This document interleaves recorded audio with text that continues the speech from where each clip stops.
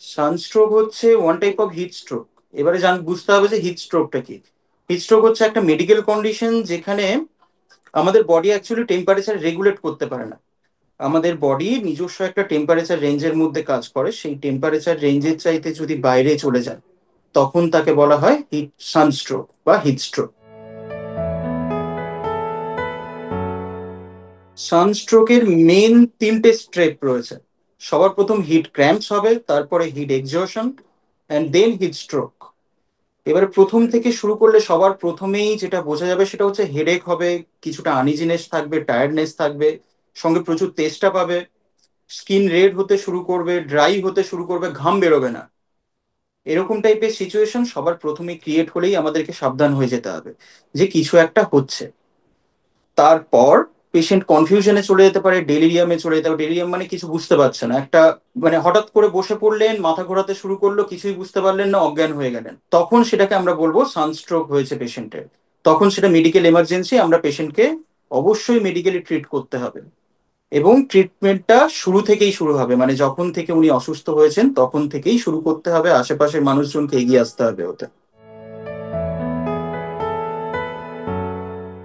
যদি সঙ্গে সঙ্গে এরকম হয়, সঙ্গে সঙ্গে আমাদেরকে যেটা করতে হবে বডি টেম্পারেচারকে নিচে নিয়ে আসতে হবে।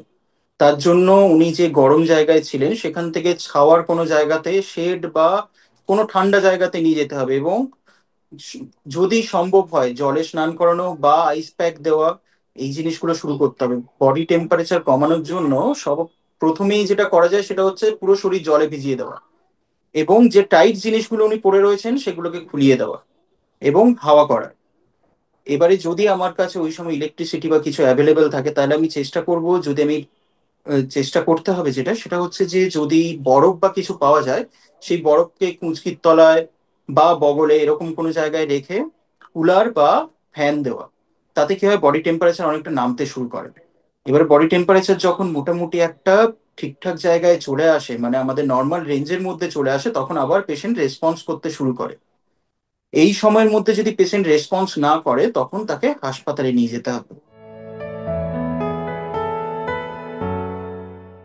যখন পেশেন্ট আনকনসাস হয়ে যাবে, একদম last step of heat stroke, unconscious হয়ে গেল, ডেলিরিয়ামে চলে গেল, এরকম সময় পেশেন্টকে সঙ্গে সঙ্গে মেডিকেল রাশ করতে হবে এবং হাসপাতালে নিয়ে যেতে হবে। এবং অবশ্যই নিয়ে যেতে যেতে পেশেন্টের বডি টেম্পারেচার কমানোর চেষ্টা করতে হবে, যতটা সম্ভব বডি টেম্পারেচার কমানো যায়, যাতে মাল্টি অর্গান ফেলিয়ারের দিকে পেশেন্ট এগিয়ে না যায়। যেরকম বললাম আগেই, যেটা আলোচনা হয়েছিল যে আমরা ঠান্ডা কোনো কি জায়গায় নিয়ে যাব, জল দেবো, যে জামা কাপড়গুলো উনি পরে রয়েছেন সেগুলোকে, টাইট যে জিনিসগুলো পরে রয়েছেন সেগুলোকে খুলিয়ে দেব। এরপরে পেশেন্টের বডি টেম্পারেচার নিচে নিয়ে আসার চেষ্টা করব যাতে পেশেন্ট রেসপন্স করতে শুরু করে। এরপরেও যদি না হয় তখন হাসপাতালে নিয়ে আসতে হবে, হাসপাতালে কোল্ড এনে মেনলি ফ্লুইড রিসাসিটেট করতে হবে, যতটা ফ্লুইড উনার দরকার বডি টেম্পারেচার নামানোর জন্য। সঙ্গে কোল্ড কম্প্রেশন, কোল্ড স্পঞ্জিং, এইগুলো করে বডি টেম্পারেচারকে মেনলি নিচে নিয়ে আসতে হবে। মেনলি যেটা করতে হবে, ডাইরেক্ট সানলাইট থেকে কিছুটা দূরে থাকতে হবে।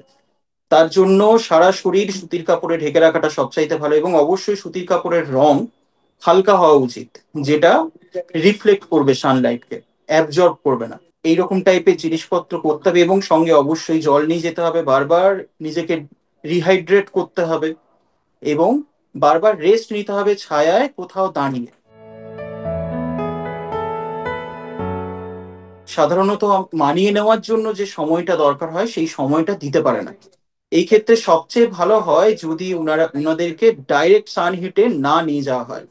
দুপুরবেলা কাজকর্ম থেকে বিরত থাকা, বিকেলবেলা খেলতে যাওয়ার সময় অবশ্যই যেন সূর্য অস্ত গেছে ওরকম সময়, মানে গোধূলি বেলাতে যেন খেলতে যায়। এই জিনিসগুলো করতে হবে, যেন বেশি না খেলে, বেশি ঘেমে যেন না যায়। অবশ্যই জলের বোতল সঙ্গে করে পাঠানো, এই জিনিসগুলো করতে হবে। কারণ উনারাই সবচাইতে বেশি এফেক্টেড হন, এবং উনাদেরই সবচাইতে বেশি ডেথ রেট রয়েছে হিট স্ট্রোকের জন্য। সবচেয়ে ভালো পানীয়ের কথা বলতে গেলে সবচাইতে ভালো পানীয় তো জল, অবশ্য। এছাড়াও যদি কেউ খেতে চায় তাহলে ইনফিউজ যে কোনো রকম জল, যেরকম লেমনেড হয়ে গেল, মানে লেবু মেশানো জল, শরবত যেটাকে বলা হয়, বা আম পান্না, দেশীয় যে শরবতগুলো পাওয়া যায়, ঘোল, ছাতুর শরবত, বেলের শরবত, এই জিনিসগুলো খেতে পারে। এগুলো খুব ভালো রিহাইড্রেট করে শরীরকে। তো ওটা অ্যাকচুয়ালি আমাদের শরীরের জন্য কখনোই ভালো ছিল না এবং কখনোই ভালো নয়। এর মধ্যে অনেকটা সুগার কন্টেন্ট থাকে, তার সঙ্গে কার্বন ডাই অক্সাইড থাকে, যেগুলো আমাদের শরীরে বিভিন্ন রকম ক্ষতির জন্য দায়ী। এবং সবচাইতে মজার ব্যাপার হলো সোডা খাওয়ার সময় আমরা যে সুগারটা ইনটেক করছি সেটাও ডিহাইড্রেশনের জন্য দায়ী থাকে।